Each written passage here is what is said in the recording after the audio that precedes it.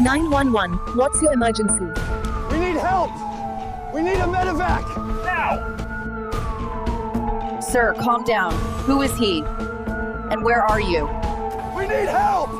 He's been hit! A stingray! In the heart! Sir, I need a location. We're on Bat Reef, near Port Douglas. We're trying to get him back to the main boat.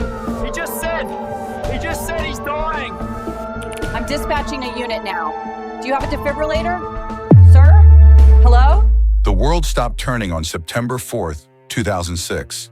A collective gasp echoed across continents, a wave of disbelief washing over millions. He was the man who danced with crocodiles, who spoke the language of the wild, who fearlessly plunged into the most dangerous corners of the earth, his infectious enthusiasm bridging the gap between humanity and the animal kingdom. Steve Irwin, the crocodile hunter, invincible, it seemed, untouchable. Yet in a cruel twist of fate, in the shallow waters of a seemingly tranquil reef, his vibrant life was extinguished by the very creatures he so passionately championed. How could this happen? How could the man who stared down the jaws of death countless times be felled by an encounter that, by all accounts, should have been routine? The questions hung heavy in the air, a suffocating blanket of sorrow and confusion. The world mourned not just the loss of a television icon, but the silencing of a powerful voice for conservation, the dimming of a unique and irreplaceable light. This is the story of that day, a day that began with the promise of discovery and ended in unimaginable tragedy. A day that forever etched itself into the hearts of those who knew him, and the countless millions who felt like they did. A day that forces us to confront the delicate balance of nature and the inherent risks that come with venturing into its realm. What went wrong beneath the surface of that seemingly calm water? What series of unforeseen events led to the unthinkable? Prepare to witness the unfolding of the final hours of the crocodile hunter. For decades, he captivated audiences worldwide with his boundless energy and unwavering passion for wildlife. Steve Irwin wasn't just a television personality, he was a force of nature himself. He charged through life with an almost childlike wonder, his enthusiasm for every creature, great and small, utterly infectious. He taught us to respect the power of the crocodile, to marvel at the beauty of the reef, and to understand the vital role every animal plays in the intricate web of life. His catchphrase, "Crikey," became a global exclamation of awe and excitement. But beneath the boisterous exterior lay a deep commitment to conservation, a fierce protectiveness of the creatures he so clearly loved. He dedicated his life to educating the world about the importance of preserving our planet's biodiversity, and he did so with a unique blend of adventure, humor, and genuine heart. Yet on that fateful day in September, the very ocean he so revered became the stage for an unforeseen tragedy, a stark reminder of the untamed power that lies beneath the waves. Stephen Robert Irwin was born on February 22, 1962, in Essendon, Victoria, Australia, to Lynn and Bob Irwin, both passionate wildlife enthusiasts. His childhood was anything but ordinary. Growing up at the Queensland Reptile and Fauna Park, which his parents founded, Steve was literally raised amongst crocodiles, snakes, and other fascinating creatures. By the age of 6, he was already handling venomous snakes, and at 9, he caught his first crocodile alongside his father. This immersive upbringing forged an unbreakable bond between Steve and the animal kingdom. It wasn't just a job or a hobby, it was his very essence. His education came not from textbooks alone, but from hands-on experience in the rugged Australian outback. He learned to track animals, understand their behavior, and navigate the challenges of their natural habitats. This practical knowledge, combined with an innate understanding and respect for wildlife, formed the foundation of his unique approach. He wasn't just observing, he was interacting, connecting, almost becoming one with the creatures he studied. In the early 1990s, Steve took over the management of the wildlife park, which he later renamed Australia Zoo. His vision was to create not just an attraction, but a world-class conservation facility dedicated to preserving wildlife and educating the public. It was here that his dynamic personality and unparalleled connection with animals began to attract attention. His passion was palpable, his enthusiasm contagious, and people were drawn to his genuine love for the creatures in his care. His life took another significant turn when he met Terry Raines, an American naturalist visiting Australia Zoo in 1991. Their connection was instant, and their shared passion for wildlife ignited a powerful partnership. They married in 1992, and their honeymoon was spent trapping and relocating crocodiles, a testament to their unique and adventurous bond. Together, they embarked on the journey that would lead to the creation of The Crocodile Hunter, a television show that would catapult them onto the global stage. The show's raw energy, Steve's fearless interactions with dangerous animals, and their shared dedication to conservation resonated with audiences worldwide, turning them into international icons. Their love story was intertwined with their conservation work, a testament to their deep and unwavering commitment to each other and the planet. The creature that played an unwitting role in this tragedy was a short-tailed stingray, also known as the Australian bull ray. These are large rays, commonly found in the shallow coastal waters around Australia. They can grow to impressive sizes with a disc-like body spanning up to 2 meters, or approximately 6 to 7 feet, as was the estimated size of the ray Steve encountered. Their coloration typically ranges from sandy brown to gray on their upper surface, providing excellent camouflage against the seabed. Stingrays are generally docile creatures, spending much of their time partially buried in the sand, waiting to ambush small fish, crustaceans, and mollusks. They are not aggressive and only resort to using their venomous barb as a last resort when they feel threatened or are stepped on.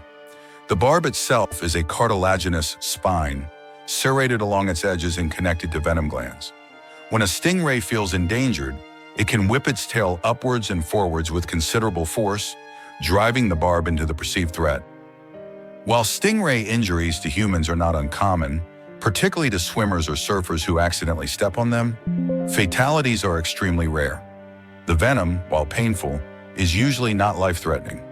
Death typically occurs only if the barb strikes a vital organ or causes massive blood loss. Experts emphasize that stingray attacks are almost always defensive reactions, not acts of aggression. The animals are simply trying to protect themselves from what they perceive as a predator.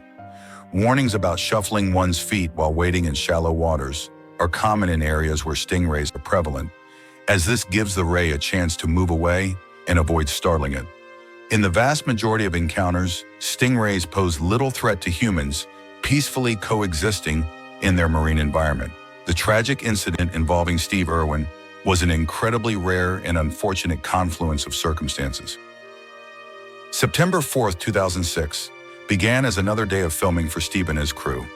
They were in Bat Reef, a part of the Great Barrier Reef, working on a new documentary series called Ocean's Deadliest.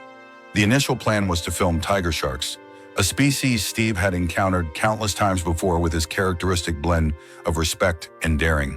However, the unpredictable nature of the ocean intervened. Unfavorable weather conditions made filming the tiger sharks that day impossible. Faced with a change in plans, Steve, ever the resourceful filmmaker and eager to capture compelling footage, decided to utilize the unexpected downtime. He opted to snorkel in the shallower waters of the reef to film a short segment featuring a large stingray. This footage, it's believed, was intended for his daughter Bindi's children's television show, a project close to his heart. It was a seemingly innocuous decision, a spur-of-the-moment change in itinerary driven by Steve's relentless pursuit of wildlife encounters and his dedication to his family. There were no immediate red flags, no palpable sense of impending danger. Stingrays were a common sight on the reef, and encounters with them were generally considered low risk, especially in shallow, clear waters. Steve, with his decades of experience in handling wildlife, undoubtedly approached the situation with his usual confidence and respect for the animal. Yet perhaps the very familiarity with marine life, the countless safe encounters he had experienced, may have inadvertently led to a momentary lapse in caution and underestimation of the potential for a defensive reaction from a large, potentially startled animal. The decision to approach the ray from the rear, while perhaps intended to secure a better camera angle, unknowingly placed Steve in a vulnerable position directly behind the animal's potential line of defense. In the unpredictable world of wildlife, Even the most seasoned experts can be caught off guard by a sudden, instinctive reaction. The stage was set, unknowingly, for a tragic and unforeseen confrontation. The water was clear and relatively calm as Steve, accompanied by his cameraman Justin Lyons, entered the shallows. They were looking for a large stingray, hoping to capture some close-up footage for Bindy's show. Soon they spotted one, a magnificent short-tail ray, its massive disc-like body resting on the sandy bottom. It was even larger than they anticipated, its span estimated at 6 to 7 feet. Steve, ever the respectful observer, approached the ray slowly and deliberately from behind, aiming to get a good angle for Justin's camera. The stingray remained still, seemingly undisturbed by their presence. Justin Lyons later recounted that they were positioned directly above the animal, filming it as it lay on the seabed. For several moments, everything appeared normal, a routine wildlife encounter unfolding beneath the tropical sun. Then, in a fraction of a second, everything changed. The stingray, perhaps feeling cornered by the presence above and behind it, and possibly mistaking Steve's shadow for that of a predatory tiger shark, reacted with lightning speed.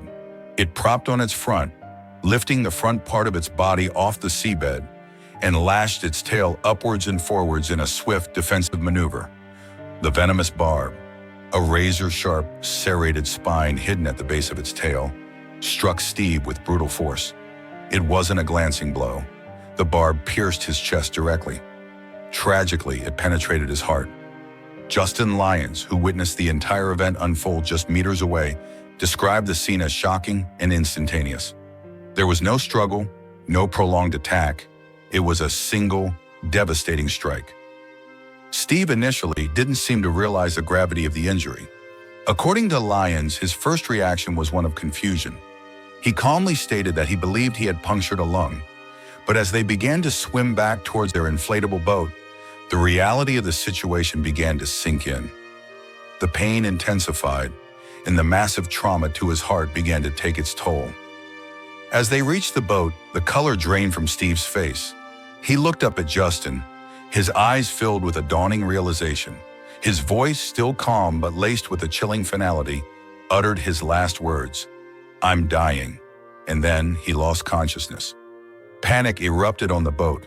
The crew, witnessing the horrific injury and Steve's immediate collapse, sprang into action. Justin Lyons, despite the shock and disbelief, initiated CPR. They knew they had to get him help, and fast. Bat Reef was some distance from the mainland, and every second counted. The crew radioed for help, their frantic calls echoing across the water. The urgency in their voices painted a clear picture of the dire situation. They sped towards the nearest island, attempting to reach medical assistance as quickly as possible. For over an hour, Justin Lyons and other crew members tirelessly performed CPR, desperately trying to keep Steve alive. Their efforts were fueled by a mixture of hope and growing despair as they witnessed the severity of his injury. Meanwhile, news of the incident began to spread, though the initial reports were vague and filled with uncertainty. On nearby islands and boats, people listened with growing concern to the increasingly urgent radio chatter. The name Steve Irwin sent a ripple of anxiety through the local community and beyond. When they finally reached a rendezvous point to meet paramedics, the medical team rushed to Steve's side. They worked feverishly, assessing his condition and continuing CPR. But the damage was irreversible. The stingray's barb had pierced his heart, causing catastrophic trauma. Despite their best efforts, there was nothing they could do. Steve Irwin, the vibrant, larger-than-life crocodile hunter, was pronounced dead at the scene. The news sent shockwaves around the world, an almost unbelievable tragedy that left millions in stunned silence. The man who seemed to defy danger at every turn had been taken by a seemingly innocuous encounter in the shallow waters of a familiar reef. The immediate aftermath of Steve Irwin's death was met with an outpouring of grief and disbelief that spanned the globe. News channels broadcast the tragic story non-stop. Tributes poured in from fellow conservationists, celebrities, and the countless fans who had been touched by his passion and enthusiasm. The world had lost not just a television personality, but a powerful advocate for wildlife and a unique, irreplaceable spirit. An autopsy confirmed the cause of death as a fatal injury to the heart caused by the stingray's barb. Authorities investigated the incident, concluding that it was a tragic accident, a defensive reaction from the stingray, and not an act of aggression. The footage of the incident, which Steve had always insisted on being captured, was handed over to the authorities as part of their investigation. There was intense public curiosity about the video, with many wanting to see the final moments of the crocodile hunter's life.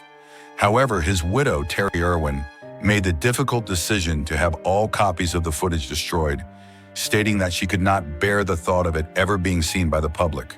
She herself never watched it, choosing instead to remember Steve for his vibrant life and his unwavering passion.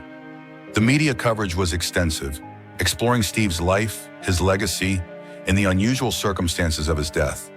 Talk shows dedicated entire segments to his memory, and news articles recounted his many achievements in conservation and education. There was a collective sense of loss, as if the world had lost a beloved friend. The legal consequences were minimal, as the incident was clearly deemed an accident. However, the public reaction was profound.